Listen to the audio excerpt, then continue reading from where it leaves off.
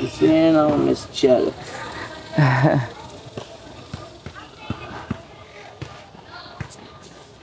Alright. Okay. Above and below interview with Chela. What's up, Chela? So Chela, where'd you grow up? Here in Austin.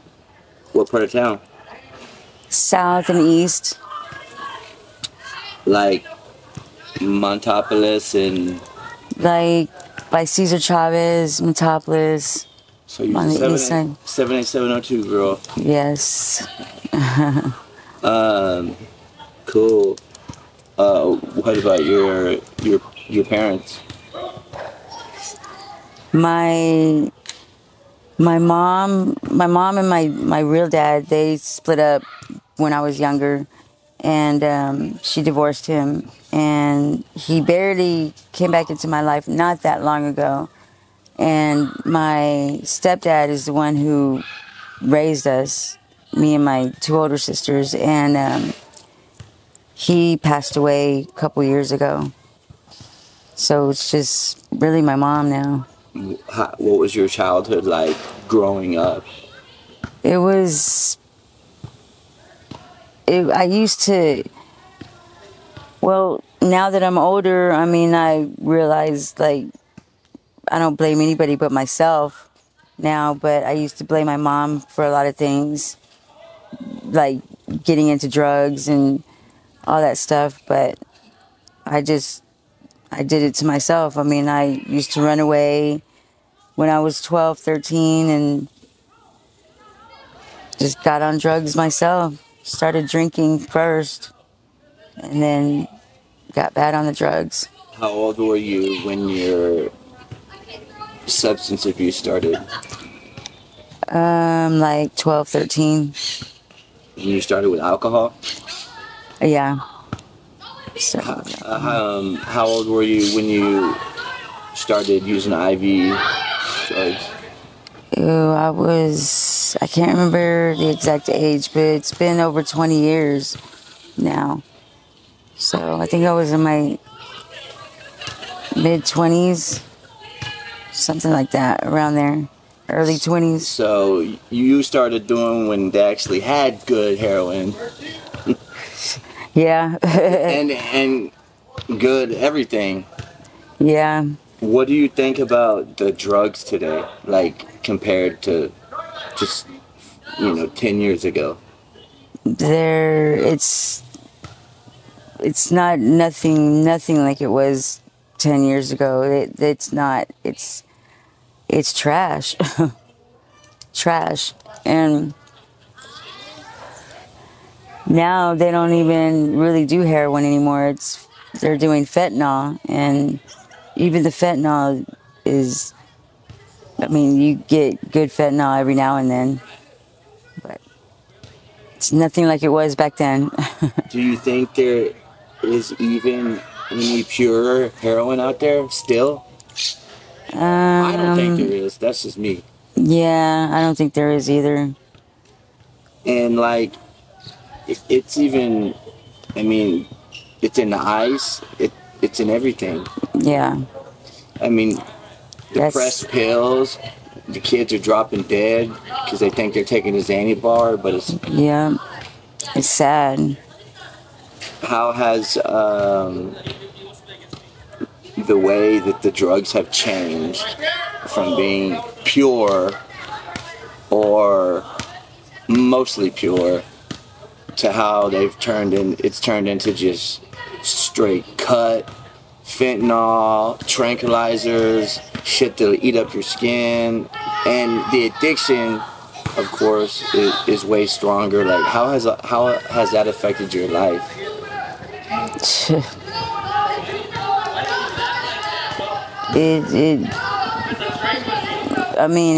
It affected my life like big time. Like, I mean, I just had two vehicles, and now I have nothing. I'm just like, I've been out here in the streets for years now. Years. Just, I mean, nowhere to go, nowhere to sleep. Just pretty much try to stay up all night just because I have nowhere to sleep. Because I'm too busy chasing the drug, chasing my next high, and don't want to be sick the next day, so stay up all night trying to get enough to have for the morning and for the, half the day the next day. But it's changed my life a lot. Like, it brought me down big time. What do you do to get the money for your drugs? I mean, I used to work the streets. I used to prostitute, but not anymore. I used to be out there robbing guys left and right, but it got so bad. I mean, I had got a hit out on me. They were looking for me, wanted to kill me, because I guess I got the wrong person. But I had to hide out for a long time years ago, but I kind of stopped doing that. But now I just, like, I'll go to the stores, boost a little bit, go with a friend of mine and go to Home Depot or something, and just get some big ass tool and go sell it. Are you good at boosting? I suck. Not as good as I was. Have you got caught? Yeah, I've gotten caught many times. But it's just like I'm tired of going to jail, so I try not to do that much anymore, because I'm not trying to, and I'm already 46 years old, and I've lived half my life in jail, off and on, and it's just my kids, they pretty much, I mean, they talk to me, but they hold a lot of, resentment against me because of me being out there, me being on the drugs and not being a part of their life when I was supposed to. How often do you get to talk to your kids? When I call them, it's just whenever I call them, and I haven't called them in a pretty long time because I haven't had a phone. I usually have phones all the time, but I fell off and haven't had a phone. I'll call them whenever have somebody else's phone. Every now and then I'll call my mom, see how she's doing, and I call to check on my grandkids. But it's just my oldest daughter, she's locked up. She's in jail right now because she's out here. She does the same thing I do. And, I hope she gets clean. Oh, but she can't. Just watching me, she ain't ever, ain't nothing going to change with her if she keeps seeing me out here like this. But anyways, she's locked up right now. My other daughter, Destiny, like, I'll go to her house every now and then, but she doesn't even really want me around because, I'll go in there. She has my grandkids, and, I have an abscess, that, she doesn't want me like this around them. And my other daughter, Alyssa, I haven't talked to her and I don't know how long. And I just kind of figure she's okay, so I don't call her. But, it's not the case. She wants, she's really not okay. I mean, because she hasn't talked to me or anything. She worries about me a lot. My youngest daughter, I haven't talked to her and I don't know how long. It's been years since I talked to her. I don't even think she considers me. I mean, like, she doesn't, I pretty much fucked that up. being on drugs and everything. And my ex's stepmom raised her, and I don't even know where she's at right now. But I don't know.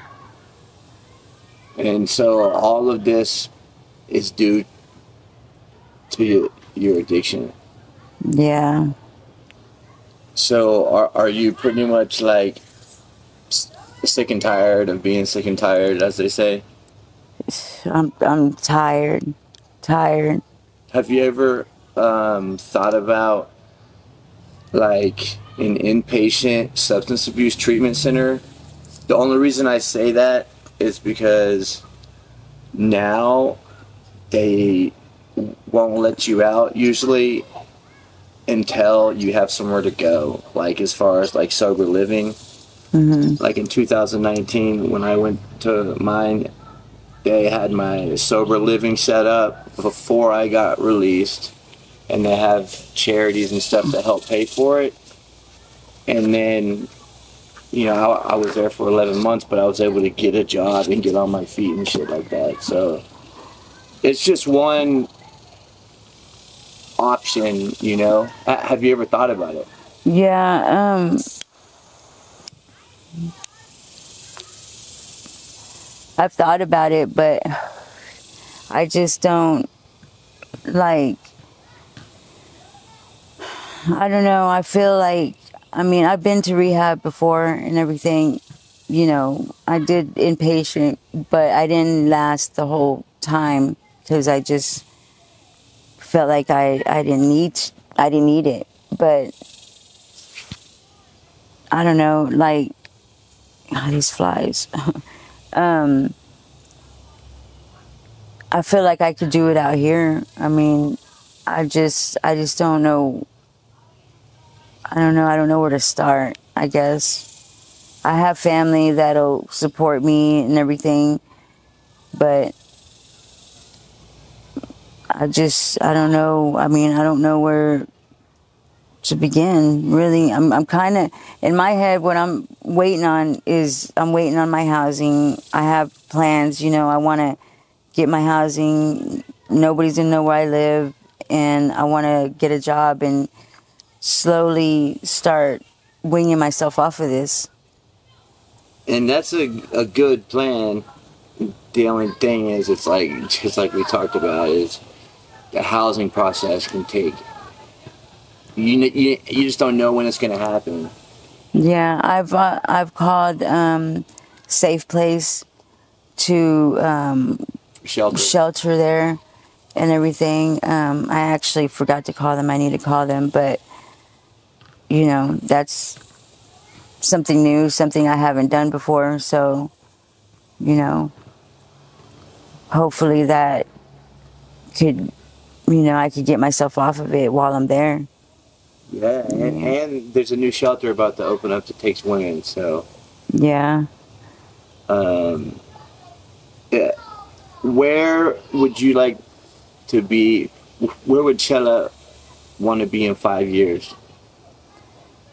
I would want to have my own place, like a house, my own vehicle, a good job. I want to be grandma to my grandkids. I want my daughters to be able to come drop them off on the weekends and trust me with them and know that I'm not going to be on it or anything while they're there, or, put them in any kind of danger or anything. I want them to have have grandma's house, them go to grandma's house whenever they, I want it to feel like home to them, You want to be like clean and off dope? Yeah, I do. I really, really do. I just don't, it's hard. I've been on this the majority of my life, and it's just, I don't know how to live without it, really. It's scary. Yeah. It's scary because, the first thing that happens, you know, with me. Like, you know, if I get upset at something, you know, I always just turn to, you know, fix or whatever. Sure. And, you know, I'm scared that, you know, I'm going to get upset or something, and I'm not going to know what to do. I don't know how to, you know, without the drugs. Well, that's because, like, you get a support system. Like, you will have a support system. Like, you'll find out that, like, when you want to, like, help yourself, people come out of the woodwork to try to help you. Yeah. I mean, it's pretty cool. Like, I promise you, it will happen to you once you, like, really make that move. Like, people want to help, and it's actually, I mean, it's pretty moving, like, how people just, they don't even know you, like, at meetings and stuff. Mm-hmm. They see that you're hurting or suffering, you know, they want to help you. You know, I'm not a part of that program anymore, but I was for a long time, and there's some really good people in there. Yeah. Yeah, I know. I mean, I really, really want to get clean. I really do. You know, I want, like, I want my mom, she's sick right now. She just had a heart attack too. And, you know, thank God it wasn't a big one, you know, and she's okay. But, you know, I want my mom to go in peace. You know, I want her to see.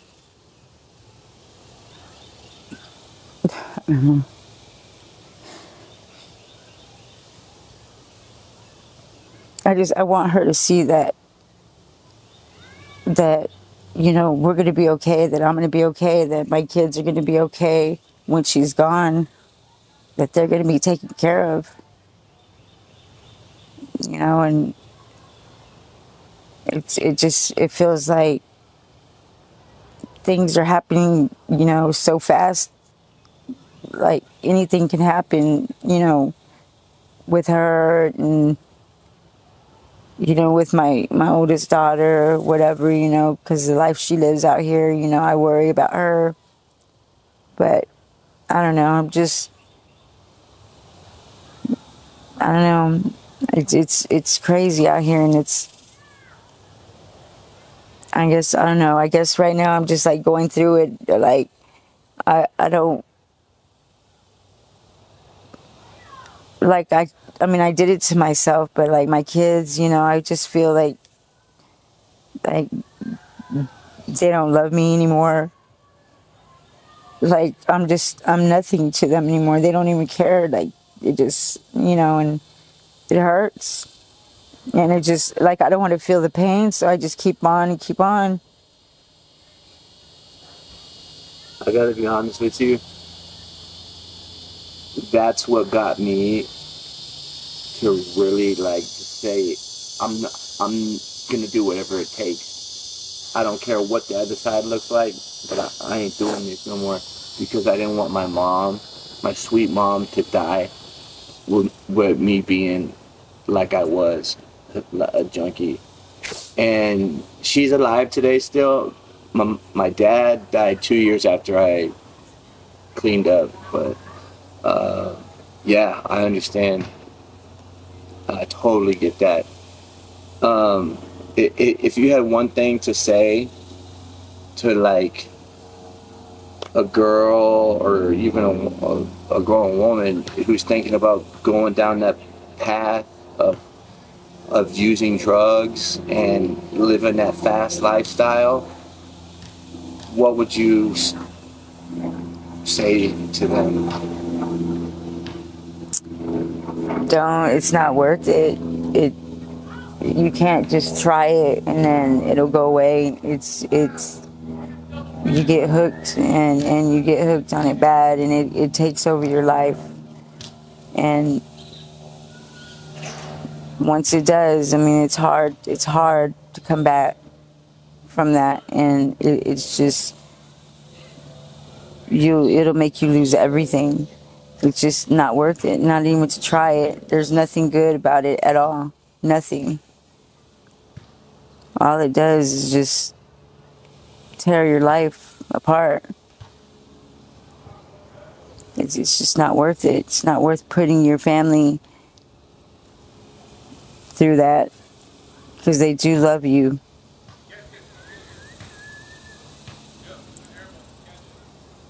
Just don't. It's not worth it at all. Well, in 6 months, you want to do a follow-up interview with Chela? Yeah. Well, thanks for telling your real raw ass story on Above and Below. And if you decide to do the inpatient thing, but you know, Above and Below can help you get in there as far as connecting you with the organizations that can get you state-funded beds where you don't have to pay for anything. So, holla at me and I'll see you sooner than later. You know I will. Yeah. All right.